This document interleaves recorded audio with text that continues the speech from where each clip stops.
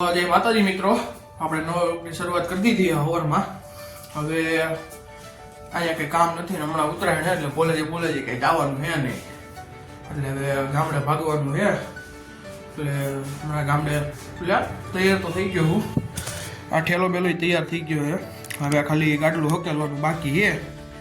ગાડલું હકેલીને birds પહેરીને પછી ભાગી એક ચશ્મા લેવાના છે એક પાર્ટી પ્લોટેથી ગાડીમાં પડ્યા અહીંયાથી એટલે લઈને પછી ભાગવાનું હોય આપણે। એટલે હાલો તમે આ વ્લોગમાં આગળ જોતા રહ્યો, બતાડું તમને બધી મજા જ આવી છે તમને।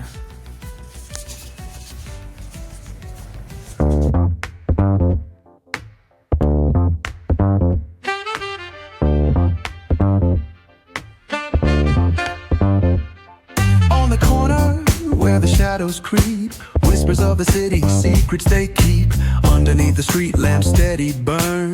Life's a game of dice, wait in your turn. City lights shine, but they never show. આ બધો માલ સામાન અમાર સુરત મોકલવાનો છે। જો તમે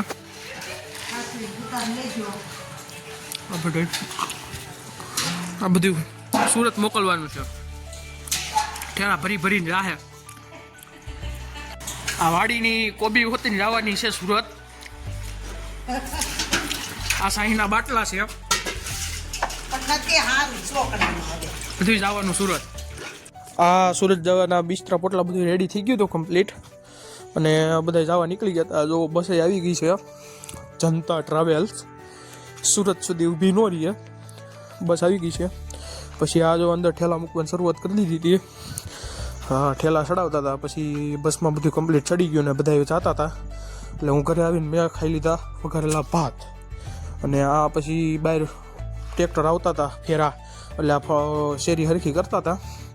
જોવો તમને શેરી થોડીક ઊંચી કરી નાખી, કારણ કે હાલવામાં થોડીક તકલીફ। હા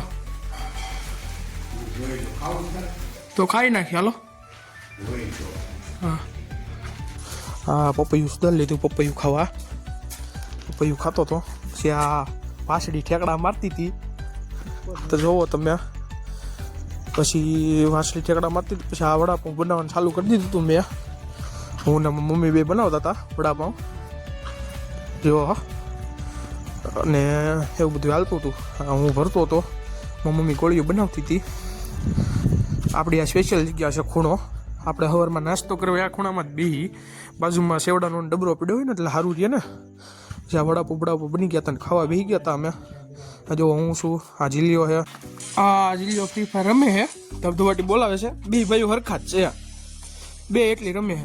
અને અમે ખાઈ પી લીધું છે, હવે હોટલે બેસવા જઈએ, અને હોટલે બેસીશું, હું બેસીને આ ફ્રી ફાયર રમશે જો છે ને, બાકી રમે ને। આ બાબલા ડાયરો બેસી ગયો છે, આ જીલીઓ બાજુમાં ફ્રી ફાયર રમે છે, આ દાદા હમાસર સાંભળે છે।